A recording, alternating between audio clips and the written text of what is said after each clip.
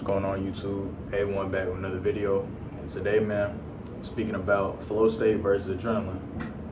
So this is a big thing that I hear people talk about a lot, is how adrenaline is the best thing they need. And it's the adrenaline that gets them through, gets them talking to people. And what I want to get across to y'all today is the adrenaline is not what you're striving for. Adrenaline would just naturally come, but it's the flow state instead that you should be striving towards. Now, for the reason of this being is because adrenaline is something that happens in the moment. Adrenaline isn't something that can last all day, weeks, hours, or months at a time. It's not controlled. However, the flow state can be easily attained by becoming under your theta mind or theta flow. And what this is that you're at a meditative state. What does that mean? That doesn't mean you're just like that, but it means you're focusing on your breath, so you're fully present in the moment. That's the biggest difference between flow state and adrenaline. Adrenaline, you're not really in the moment. You're not in the present. You're just fast. You just have your blood is pumping faster, so you just have more energy in the moment.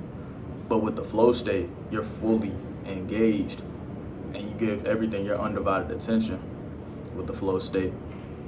And the reason for this being why it's so good to have in place is you'll be way more focused if you're ever studying, if you're ever trying to get things done, you're working out. It's that flow state that gets you through that. And when you're talking to people and you need to listen closely, it's that flow state because you're fully listening to what they're saying. Now, on the contrary, adrenaline is also a good thing to have.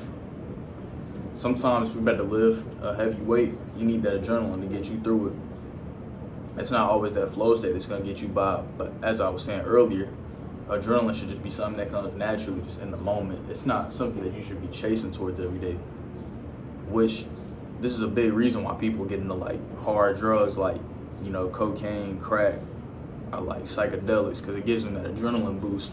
It gets them moving fast and they're chasing that adrenaline. But instead, you should be going for that flow state, which is the more laid back, focused, attentive, you cordial, but you're sharp everywhere. You don't got no loose screws. And yeah, once you can complete this, you'll see a huge difference. You'll see a huge difference between how you act. Because most people aren't in the beta flow. The reason why people say beta and alpha, there's flows, and delta. Delta's before you go to sleep. Theta is the one right before you fall asleep. And that's the one where you're just very meditated. You're kind of mellow in a sense. You're just walking around you're more so that's the people who you deem to be more cool, calm, and collective. Those types of people, they're in the theta flow. There's different flows and vibrations that you have to study. And that's one of the biggest ones, man, the theta. And that's why those dudes, you be like, dang, man, why they seem just so cool, man. The reason is because they're in the theta flow. They might not even know it themselves, but it just kind of naturally happens. So for some people, it's easier to attain.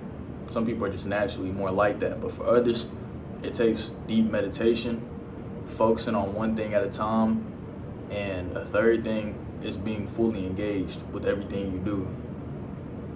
Multitasking is one of the quickest ways to get rid of the theta flow. And once you can complete this, you'll see a big difference in your life. And yeah, that's it for this video, man. Thank you. Stay safe.